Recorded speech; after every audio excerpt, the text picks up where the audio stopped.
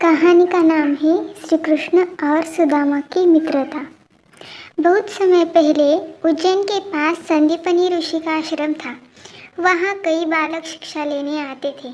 उन्हीं में दो विशेष शिष्य थे, सुदामा और कृष्ण। दोनों में सच्ची मित्रता थी। सुदामा गरीब ब्राह्मण के रूप में थे, जबकि कृष्ण द्वारिका के राजकुमार थे।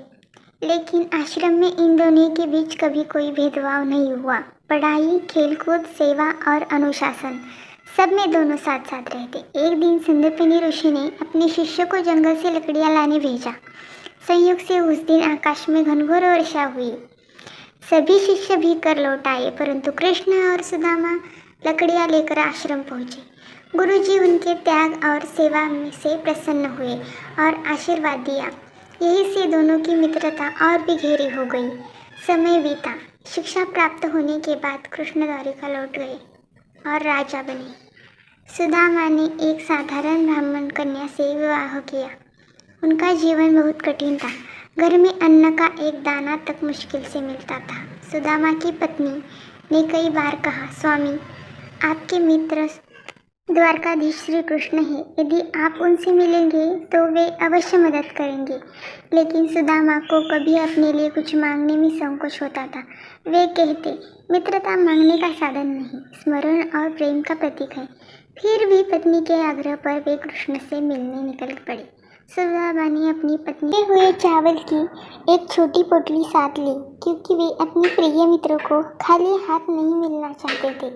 द्वारिका पहुंचकर जब उन्होंने महल के द्वार पर प्रवेश मांगा तो द्वारपालों ने उनकी साधारण अवस्था देखकर उन्हें रोकने का प्रयास किया। लेकिन जैसे ही उन्होंने कहा, मैं कृष्ण का मित्र सुदामा हूँ, वैसे ही समाचार भीतर पहुंचा और श्री कृष्ण स्वयं दौड़ते हुए दरवाजे तक आए।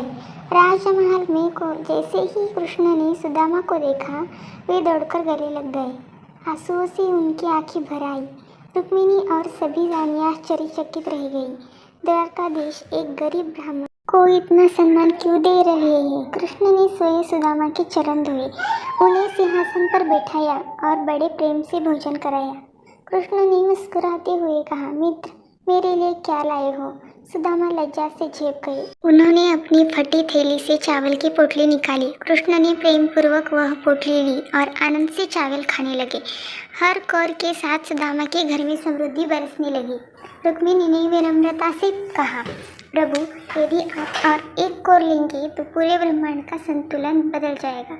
कृष्ण मुस्कुराए और वहीं रुक गए। कृष्ण सुदामा से कुछ भी मांगे बिना घर की ओर लौट पड़े। मन में सोचते थे, कृष्ण से मैंने कुछ भी नहीं मांगा, अब घर पर क्या उत्तर दूंगा। लेकिन जब वे अपने गांव पहुंचे तो देखा उनकी झोपड़ी एक सुंदर महल में बदल चुकी है। पत्नी आभूषणों से सजी हुई थी। बच्चे प्रसन्न थे। सुदामा समझ गए कि ये सब उनके मित्र कृष्ण की कृपा है। यह कथा हमें सिखाती है कि सच्चा मित्र वही है जो बिना कहे आपके दुख को समझे, और भगवान अपने भक्त की छोटी सी भेंट को भी स्नेहपूर्वक स्वीकार करते हैं।